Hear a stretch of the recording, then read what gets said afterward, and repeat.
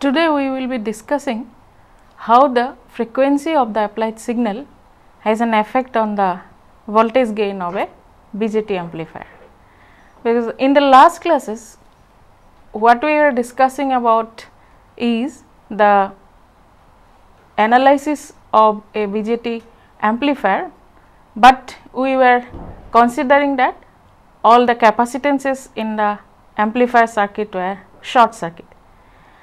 But then this condition is only true for the signal having frequency not very low or not very high, that is in the mid frequency range.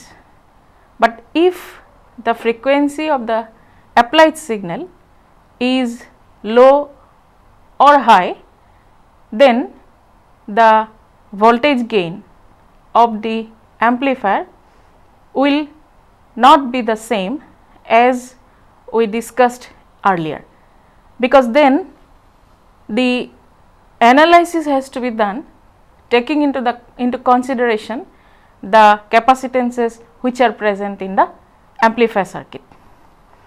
Because if we again recall what we were discussing earlier, that the amplifier circuit having capacitances which are coupling capacitors, and these capacitors under DC they are open circuit, and we were considering that under signal being applied or under AC condition these were assumed to have a short circuit condition, because in the frequency at which the signal was applied, at that frequency the capacitive reactance offered by these coupling capacitors were small enough, since we have selected high value of the capacitances, so that effectively we can very well assume that the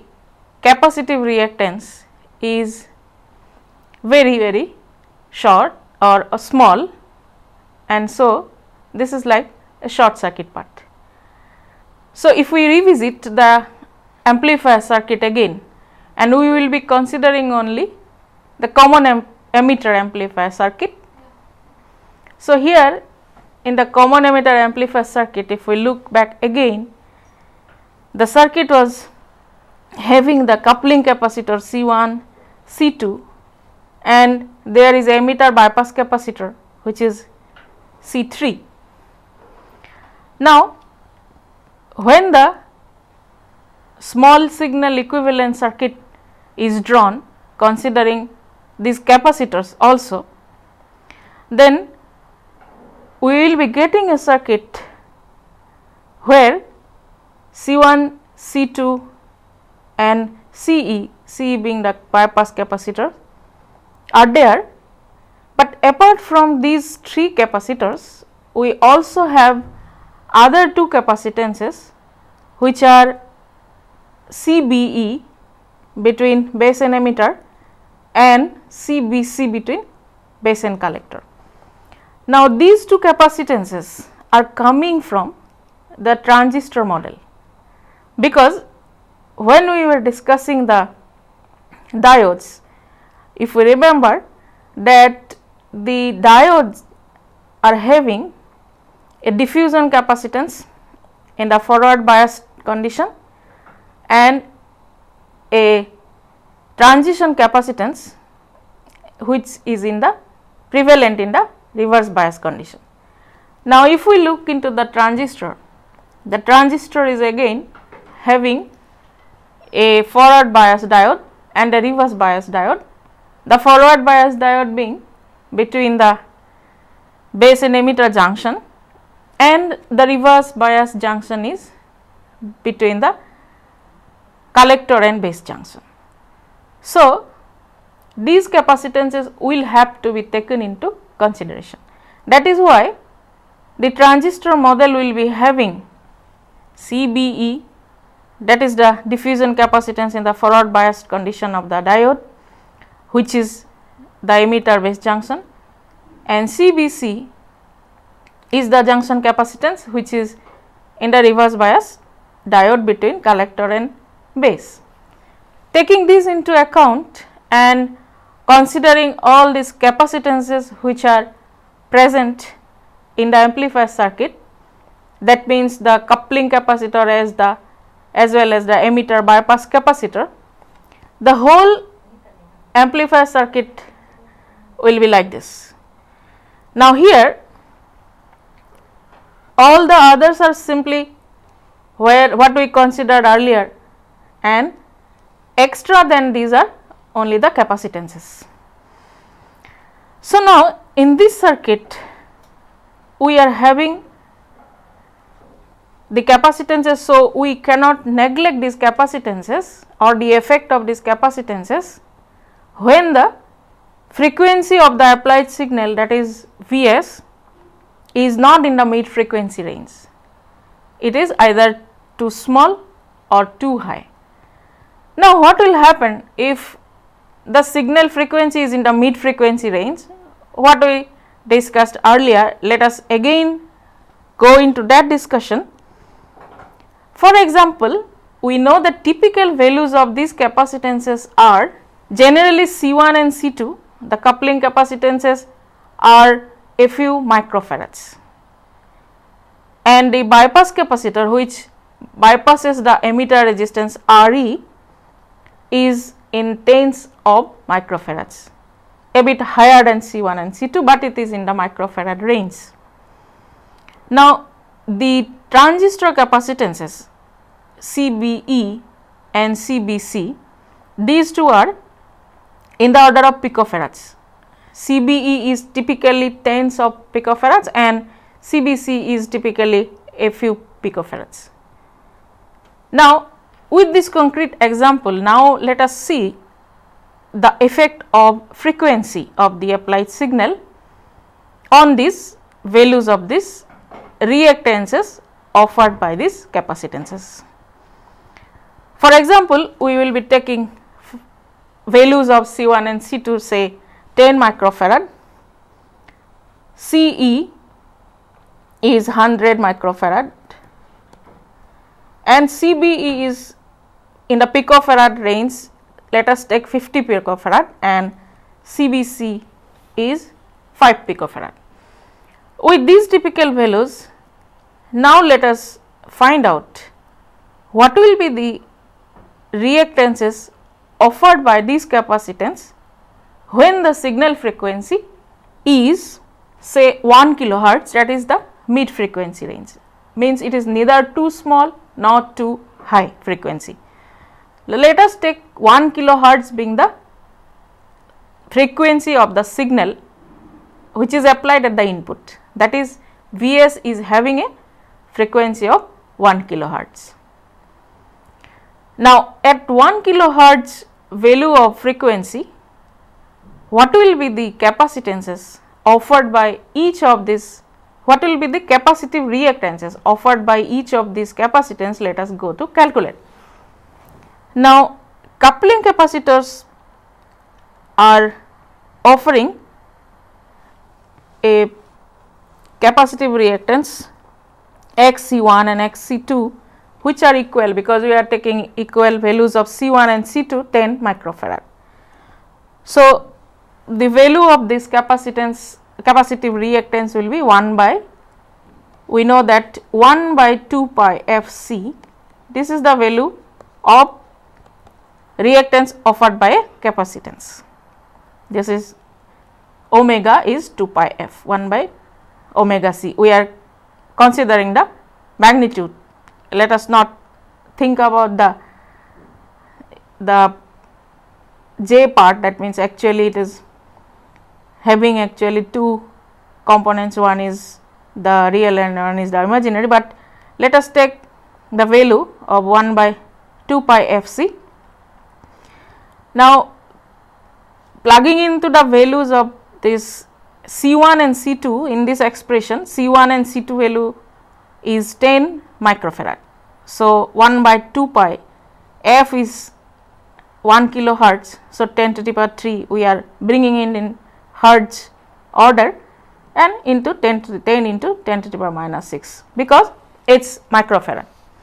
So, we calculate this value and it comes to around 15.9 ohm. So, this value is quite small value of reactance. Similarly, if we calculate this capacitive reactance offered by the emitter bypass capacitor, that is XCE, similarly calculating 1 by 2 pi into 10 to the power 3 into 100 microfarad it is. So, it is 1.59 ohm. So, if we look into these values, it is almost like short circuiting the part, since these are very small. So, these values, as these being very small, we were very legitimate in assuming that the capacitances were like short circuiting when we were considering the amplifier earlier. We were earlier considering that capacitances C1, C2 and CE are such that they are quite large. So, in the frequency at which we are considering, we can very conveniently assume them to short circuit the part, and that was what we were doing earlier. And now we are clear that our assumption was not wrong, because these values are quite small. We can very conveniently assume them to be short circuiting. Now, what about the transistor capacitances which are present? What reactances are they offering? Let us calculate that. 1 by 2 pi into f 10 to the power 3 hertz, and the value of this diffusion capacitance is 50 picofarad. So, as picofarad means 10 to the power minus 12 farad. So, it is even smaller value in the denominator. So, at this frequency of operation, the overall value of this capacitive reactance becomes 3.18 megohm. Similarly, the capacitance in the collector base junction of the transistor, which is XCBC, and that is equal to 1 by 2 pi into 10 to the power 3, 5 picofarad is the value we are taking, which is the typical value. So, that comes to 31.8 megohm. If we look into these two values of XCBE and XCBC, that is the reactances offered by the capacitances present in the transistor model, these are very large values and they are in the order of megohms. So, effectively these are like open circuit, since if we look back into the circuit, these capacitances are offering such a high value of reactance that they are almost like open circuit, since as the value of these capacitive reactances are very high, they will practically allow no current to flow through them. So, as if they are just like open circuit. So, that is why that these capacitances were nowhere in picture earlier when we were considering the transistor amplifier in the mid frequency range. So, we were having a very simplified circuit without these capacitances. Now, if we consider the frequency of the applied signal not at mid frequency or 1 kilohertz range, but at lower frequency. Now, when the frequency is low, what will happen to XC1 and XC2, because 1 by 2 pi Fc. Now, this frequency is a smaller value. So, if this frequency is small, then the value of XC1 and XC2 will be higher than the earlier mid frequency range. So, if we consider low frequency signal, then these capacitive reactances being offered are significantly high. Similarly, this XCE also will be significantly higher now, because this frequency is small. So, these values will be high. So, XC1, XC2 and XCE, these values will be higher now. If these values are higher, what will happen to the signal in the circuit, because we are now having a considerable reactance in this capacitance as well as this capacitance, all three will be offering considerable significant reactance. So, that means there will be a higher drop in the capacitances. So, the signal which is applied here will be having a drop here. Similarly, the signal which is available here will be having a drop here. So, the output signal will be having a lesser value because of these drops occurring at these capacitances. Similarly, the capacitance in the bypassing part of this emitter resistance Re, as this capacitance is no longer short circuit. So, it will not be effectively short circuiting, means it will be lesser effective in providing the short circuit part.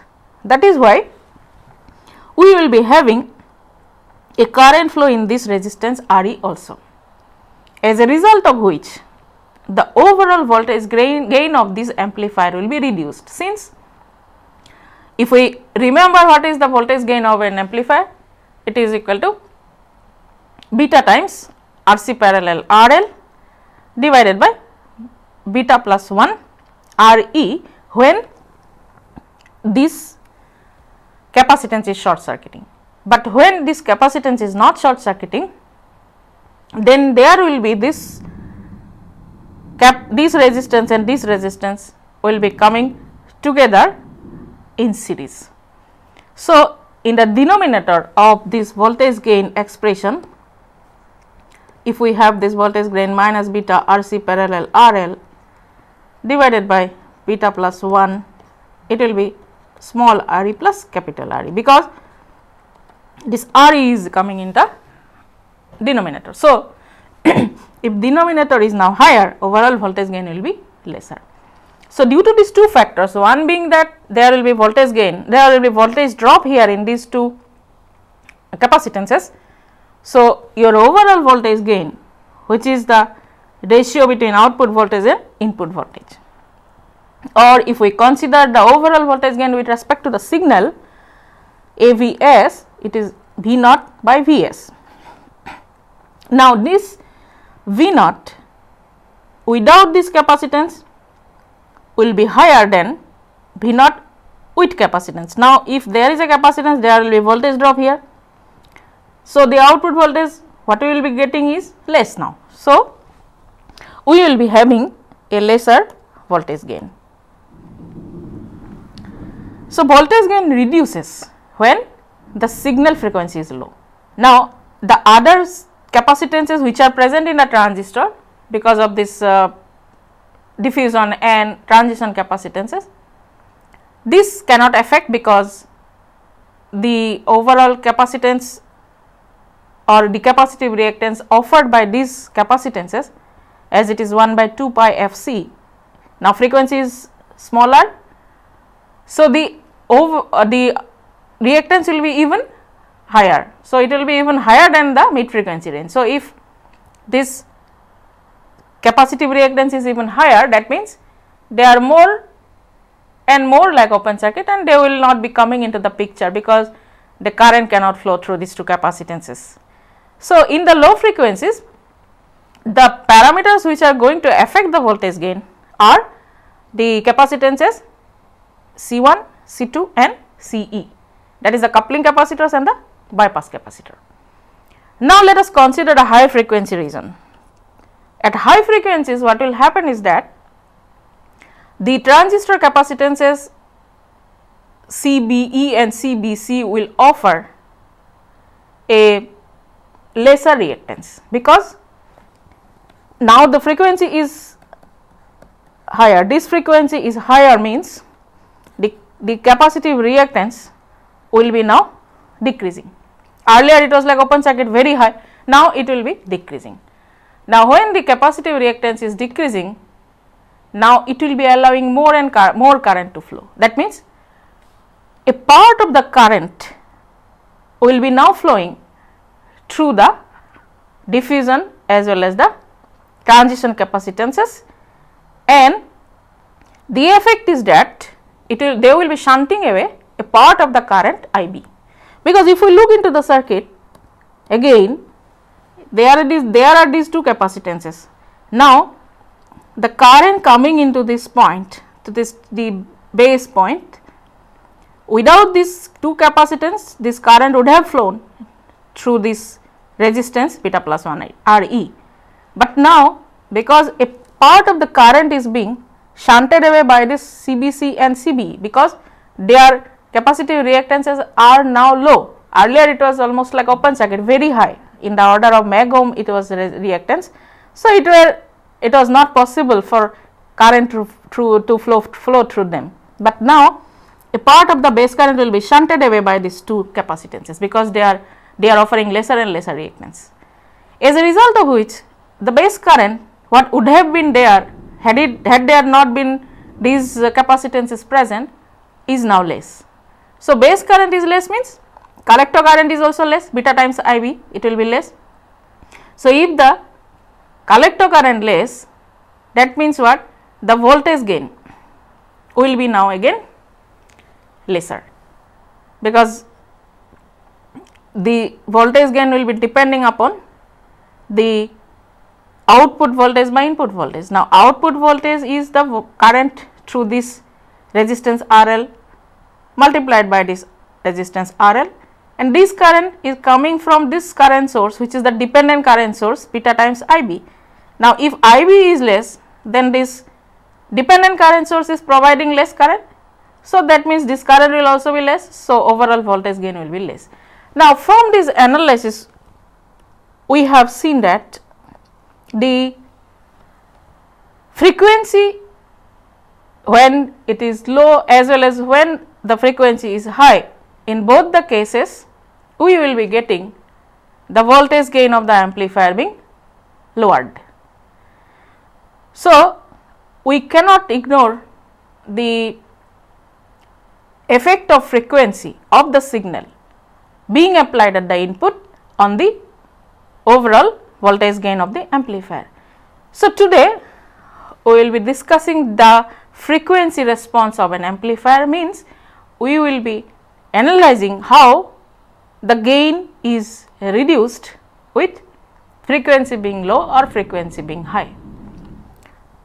And once again, here at high frequencies the coupling and bypass capacitors will not affect, because if the frequency is higher, then their values will be smaller and smaller. It will be more and more short circuiting type, because of this fact that it is 1 by 2 pi Fc. Now, if F is high, the overall capacitance offered by this coupling as well as bypass capacitors will be lesser and lesser, and that does not harm our voltage gain. So, if we consider low frequency, the capacitances which will be responsible for the lowering of the voltage gain are C1, C2 and Ce, and when we consider high frequency of the signal, the capacitances which will be responsible for lowering of the overall voltage gain of the amplifier are the junction capacitances of the transistor, those are CBC and CBE. So, we can very conveniently divide our analysis into two parts. One is when the frequency is low, that is at low frequency, and then at high frequency we can consider the response of the amplifier separately. So, that is what we are going to do now. So, if we now plot the voltage gain of an amplifier versus frequency, we get a curve like this. Now, if we focus on this curve in the mid frequency range, that is when the flat portion of the curve we get.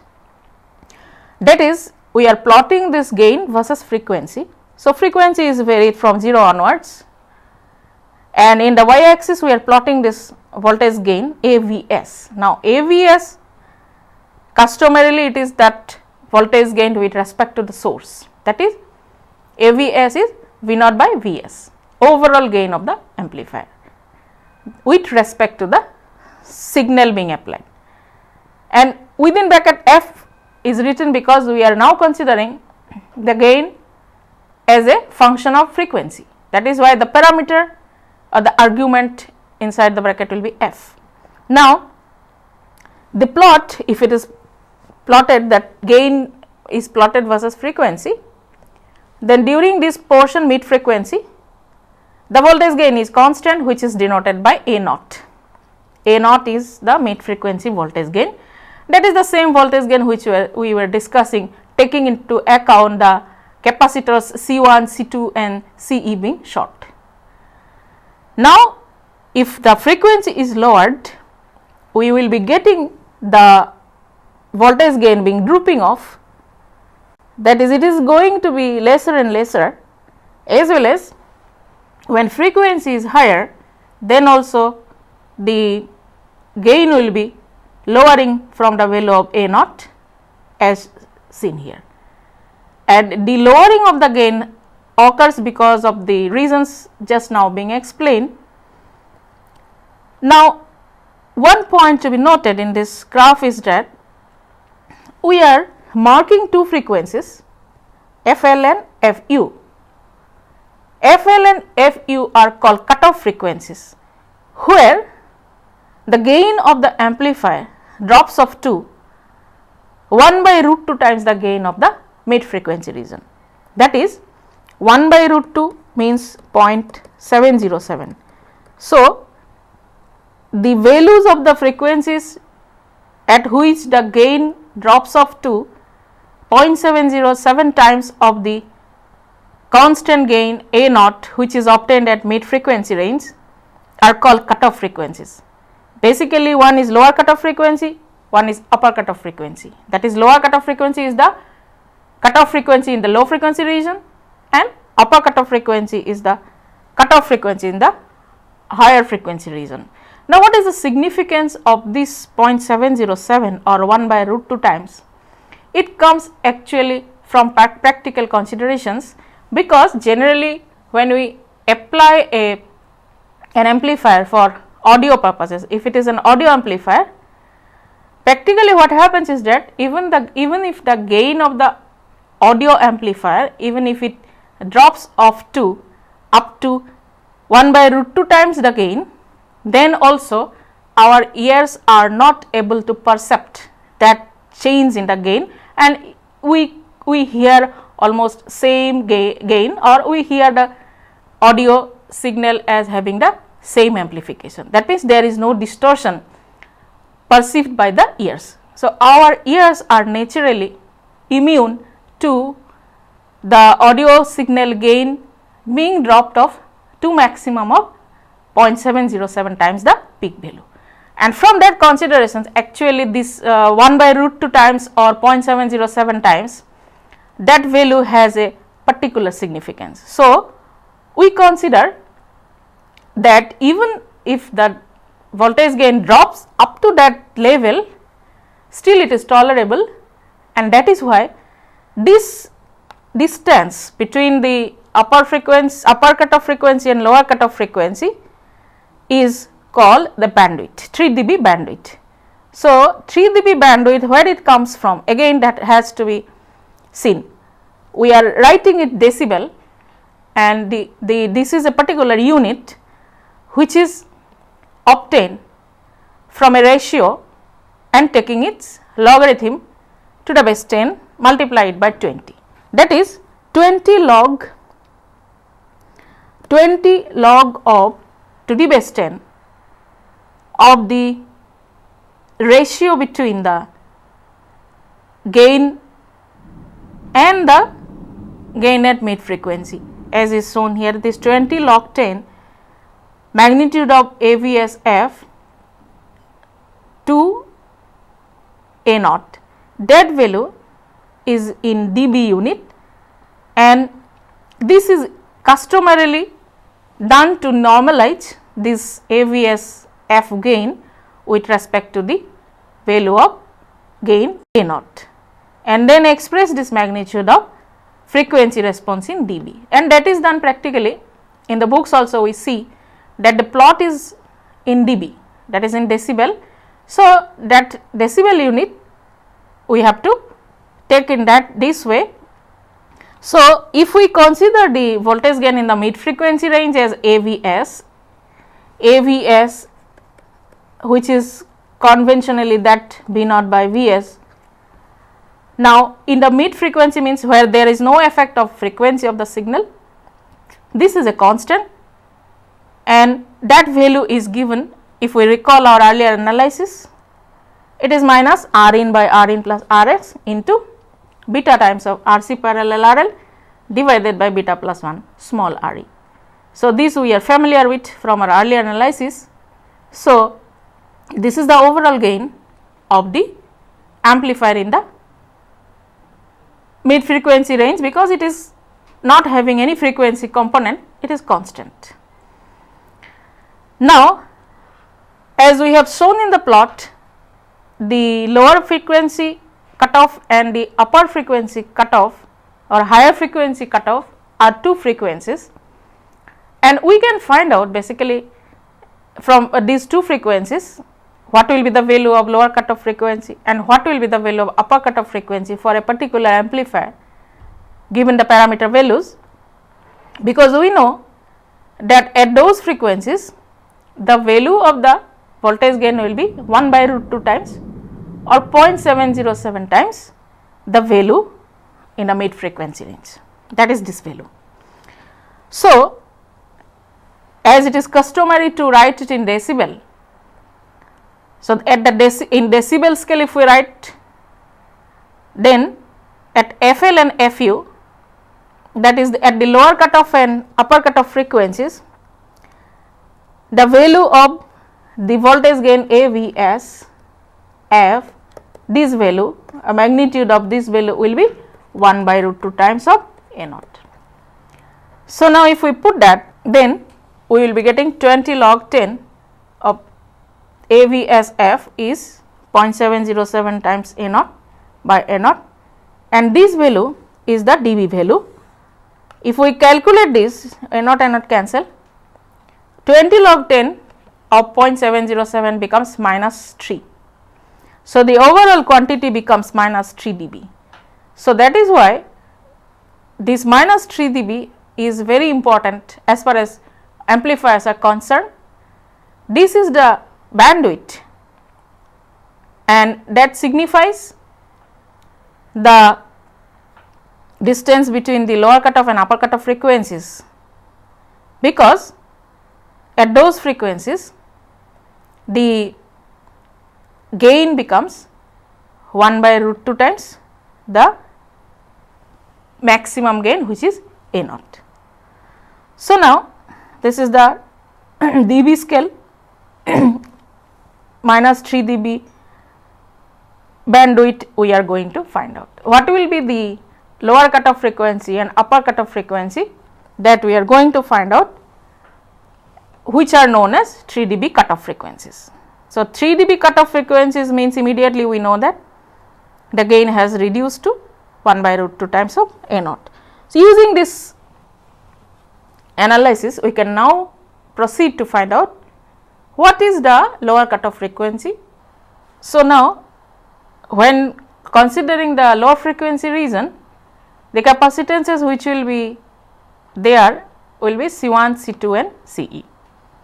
Now, in order to find out the lower cutoff frequency, what we will be doing is that we will be considering each capacitance separately, like we will be considering C1 and neglect the other two, and similarly for the others also we will be doing like that, and find out the lower cutoff frequency due to each of the capacitances, and finally we will be finding out the overall lower cutoff frequency considering all the three. So, let us first find out the lower cutoff frequency due to C1. Now, other two are short circuited, we are assuming, that is C2 and Ce will be short circuited and C1 is a significant capacitance. So, now the circuit of the amplifier will be having C1 and there will be no other capacitances. Now, if we look into this circuit, which is very familiar to us because earlier also we were discussing in the mid frequency region the same circuit, only in that case this C1 was not there. Now, if we find out what will be the input resistance of this amplifier, input resistance Rin can be found out by looking into the input circuit at the terminals AB. So, Rin is nothing but these two resistances in parallel, that is RB parallel beta plus 1 Re. Now, if I consider this Rin and consider the circuit to the left of Rin, we get this circuit where we can see that the input voltage Vi is across this Rin, which is equal to Vs into Rin by Rin plus this whole series impedance, and that is nothing but Rs plus 1 by j omega C1. Simplifying this expression a little further, we get Vi equal to Vs into Rin by Rin plus Rs plus 1 by j omega C1 can be written as, rationalizing by multiplying numerator and denominator both by j, we get in the numerator j will come and in the denominator j square. We know j square is equal to minus 1. So, minus j by omega C1, and again omega we know it is 2 pi f C1 for this circuit. Just replacing this, I get the expression of this ratio of Vi by Vs equal to Rin by Rin plus Rs minus j into 1 by 2 pi f C1, where f is the frequency at which we are operating the input signal. That can be further reduced to another expression by writing as a common Rin plus Rs, taking this common in the denominator, it will be 1 minus j into 1 by 2 pi f into Rin plus Rs into C1. So, that can be further written as Rin by Rin plus Rs into 1 by 1 minus j. I write 1 by 2 pi f Rin plus Rs whole term is in the numerator, and in the denominator keeping this into C1 in the numerator and keeping only f in the denominator. This f is in the denominator only. I can write this one as this one. Now, just look into this term 1 by 2 pi into Rin plus Rs into C1. That term, let us write it as FLC1, because this is 2 pi into a resistance into a capacitance. So, RC basically is nothing but a time constant of the circuit, and that intention we are keeping in mind. So, we are expressing FLC1 as 1 by 2 pi into Rin plus Rs into C1. Now, if we consider only the magnitude of this ratio, because you see that there is a j term, so the angle as well as magnitude both are associated with this. But forgetting about the angle, because we are interested in finding out the overall voltage gain, which is having the magnitude of the voltage gain. So, we are writing only the amplitude or magnitude Vi by Vs, that is equal to Rin by Rin plus Rs into 1 by, taking the magnitude of this part, it is a complex quantity of 1 minus j theta suppose. So, if I want to find out the magnitude of this component, this whole expression, it will be 1 plus theta square under root. So, that is what is done, 1 plus FLC1 by f whole square under root, means to the power half. Now, this is the ratio between Vi and Vs. Now, at frequency f is equal to FLC1, when the frequency becomes the frequency FLC1, the value Vit by Vst, this magnitude or amplitude of this ratio becomes Rin by Rs plus Rin into 1 by, when these two are equal, it will be 1. So, 1 by 1 plus 1 means 2, square into half will go. So, it will be in the in the denominator it will be 1 plus 1, 1 by 1 plus 1, 1 square means 1 half. So, 1 by root 2, that means 0.707 R in by R s plus R in, that we get at frequency f is equal to FLC1. Now, if we consider the overall voltage gain AVS, because this was the ratio between Vi and Vs.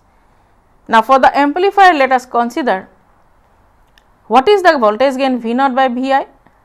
V naught by Vi, because if we look into this amplifier circuit again, V naught is here, this is Vi, in between V naught and Vi there is nothing, no capacitance, only the circuit is just similar to the mid frequency region circuit. So, V naught and Vi, this ratio is same as the voltage gain V naught by Vi for the amplifier in the mid frequency region, and that is having the relation which is known to us.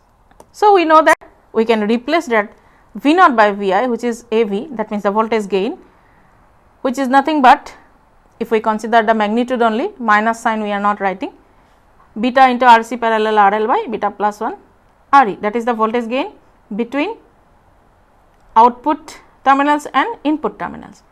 But now, let us consider the overall voltage gain V naught by Vs, that can be written as by a chain rule, I can write it as V naught by Vi into Vi by Vs. Now, V naught by Vi is this one, AV, V naught by Vi is, we have found out Vi by Vs, and Vi by Vs is equal to this one, Vi by Vs equal to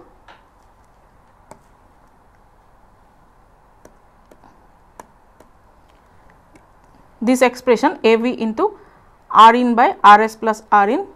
This is the V naught by, this is V naught by Vi, which is AV, and this part is equal to Vi by Vs. So, writing this AV, we can just replace also AV, but keeping it as it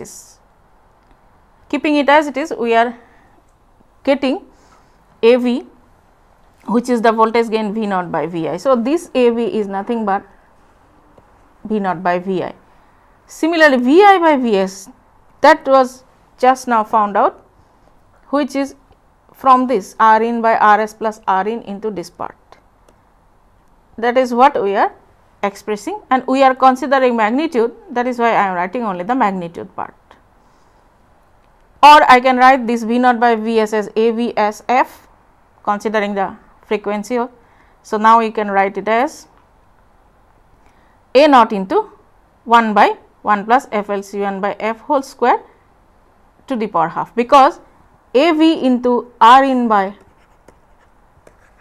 R in plus Rs, this is nothing but AVS, that is the mid frequency range overall voltage gain without considering capacitance. So,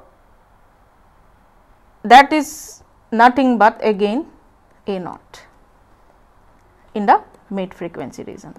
So, mid frequency region voltage gain, if it is A naught, magnitude we are considering, another part is there which is 1 by 1 plus FLC1 by F whole square to the power root to the power half or under root. Now, at frequency FLC1, when this F is equal to FLC1, this part becomes root 2. So, overall voltage gain AVSF is equal to 0.707 A naught, and that is the lower cutoff frequency FLC1 at which this happens. So, now the lower cutoff frequency due to C1 is equal to 1 by 2 pi Rs plus R in into C1, because at that frequency when you substitute F is FLC1 by this one and make F is equal to FLC1, then we get our required criterion that the voltage gain drops off to 0.707 times the mid frequency gain. So, now this FLC1 or the lower cutoff frequency due to C1 is equal to 1 by 2 pi into Rs plus Rin into C1. So, this lower cutoff frequency can be found out easily if we look into the circuit having this capacitance C1, look from this input side across this C1, if I find out what is the effective resistance, it is equal to Rs plus Rin. So, Rs plus Rin is the effective resistance looking from the capacitor C1, of course, by making Vs 0 when you find out effective resistance, and R effective into C1. Actually, this whole term will be determining the time constant of this circuit having capacitance, and from that we can find out what is the frequency by 1 by 2 pi into R effective into C1. This is actually the lower cutoff frequency. So, let us try one problem for finding out the lower cutoff frequency due to the capacitance Cs alone as shown in this figure. So, in this example we will be finding out the lower cutoff frequency due to the capacitor Cs alone. So, for solving this example we have to first of all draw the small signal model for this transistor amplifier. So, the small signal model will be as we discussed earlier, we will be having the capacitance in the high frequency and the low frequency region also. So, let us draw the small signal model including the capacitances, because we are concerned with the frequency response, and as is the method for drawing the small signal model which we discussed earlier, let us proceed. So, this circuit is having Rs, Vs is the source, Cs is the series capacitor with the source, and in the small signal model we know that the parallel combination of the biasing resistance R1 and R2, let us equivalently express it as Rb, and this is beta plus 1 Re, and Re is the capital E is the emitter resistance, C is the emitter bypass capacitor, and here the current source beta Ib and the collector resistance Rc and the collector capacitance, load resistance all will be here. So, here in this model, due to this Cs alone we will be finding out the lower cutoff frequency. Now, replacing these values, we have to first of all find out what is Re, that we do not know. So, in order to know Re, we have to be concerned about the DC equivalent circuit. So, DC equivalent circuit, if we draw, then it will be having this R1 and R2 parallel, this is Rc and this is the transistor emitter resistance R1, R2, VCC 20 volt, Rc is equal to 4 kilo ohm, and for this transistor beta value is given as 100. So, in this example we have actually beta is given by 100, that we have to note beta value in order to find out the parameters. So, Re value is 2 kilo ohm, R2 is 10 kilo ohm, R1 is 40 kilo ohm. So, now what will be this R1 parallel R2, that is, let us write as RB. So, it is R1 R2 by R1 plus R2, and putting these values 40 into 10 by 40 plus 10, we get 8 kilo ohm. So, this is the value of the parallel equivalent resistance. So, the Thevenin's equivalent circuit will give us the value of Re, because we know that the Thevenin's equivalent circuit, if we draw replacing this Rb, whatever we have got, which is 8 kilo ohm, this is Vcc, Rc 4 kilo ohm, Vcc is equal to 20 volt, Re is equal to 2 kilo ohm, and we need to know the Thevenin's equivalent voltage. So, what is Thevenin's equivalent voltage? That can be found out from this V Thevenin equal to V Cc into R2 by R1 plus R2. So, 20 into 10 by 10 plus 40. So, this equal to 4 volt. So, we can now replace here 4 volt.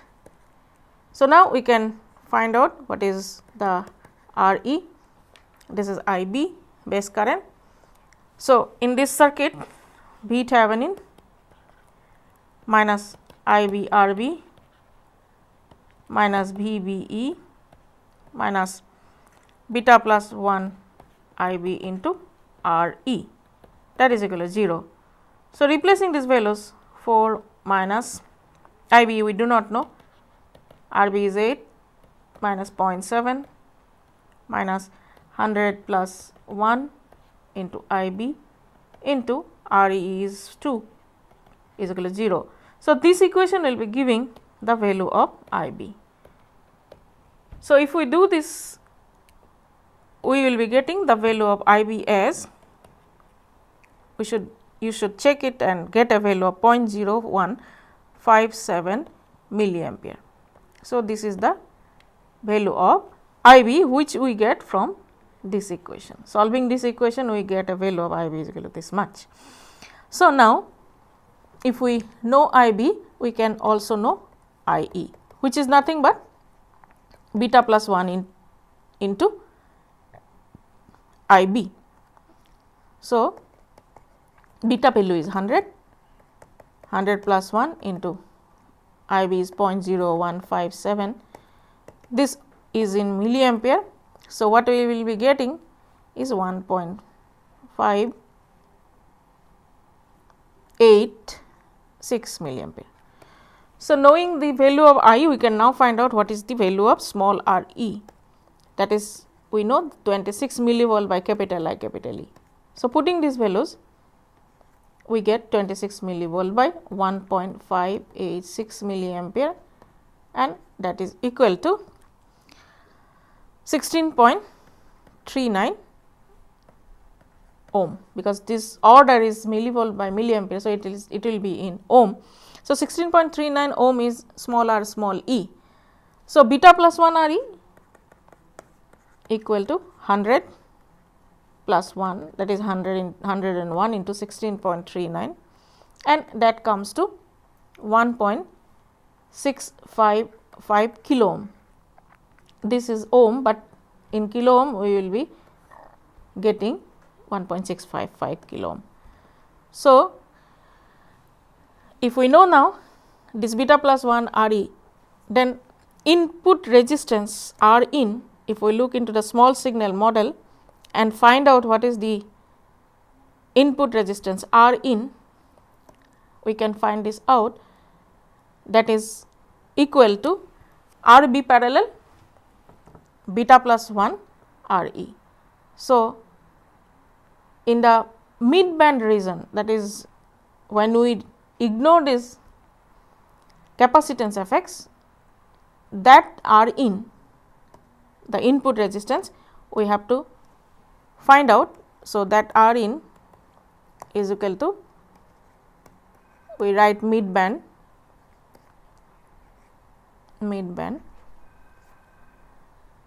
So, R in is equal to R B parallel beta plus 1 R E.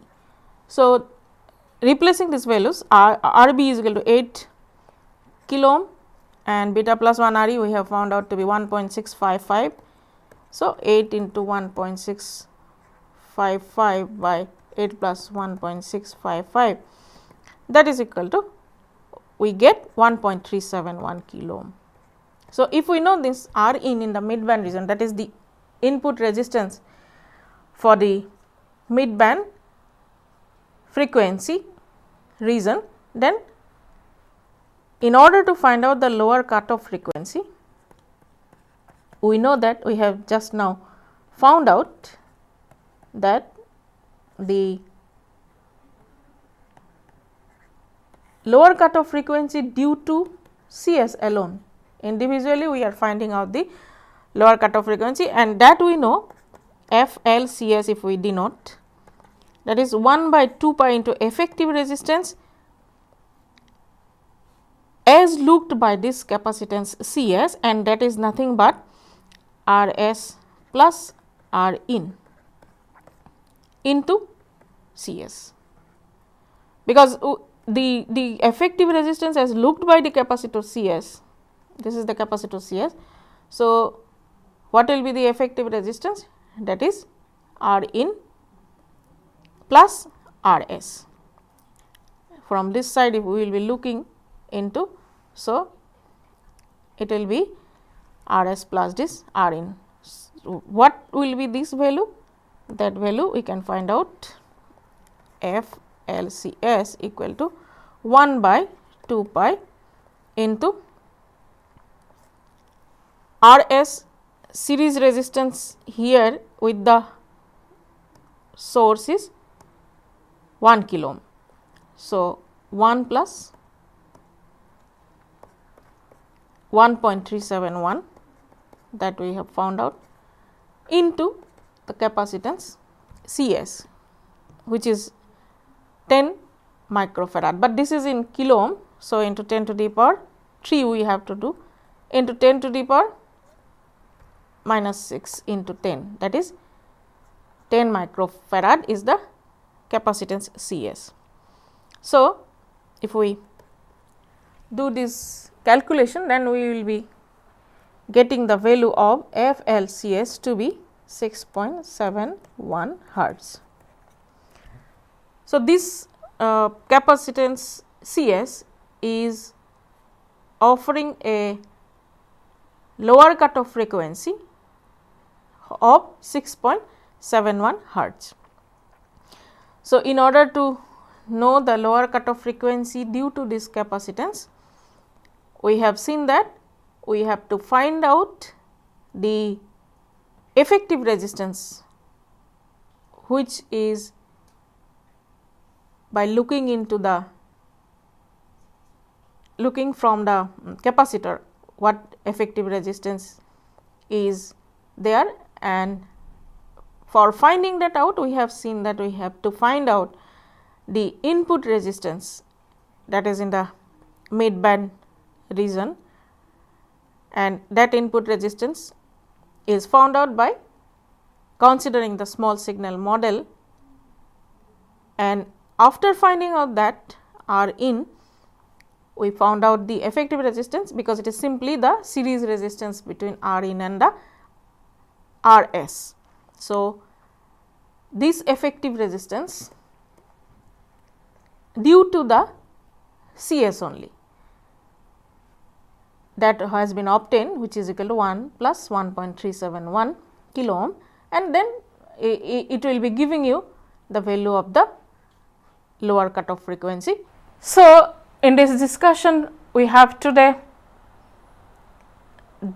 analyzed the transistor amplifier in the common emitter configuration, having the low frequency as well as we are considering first the low frequency, and then we will be also considering the high frequency analysis. But today we have discussed the lower cutoff and upper cutoff frequencies, and we are trying to find out what is the cutoff frequency value for both the lower and upper frequency regions, and for the lower frequency region we have found out the lower cutoff frequency considering one coupling capacitor C1.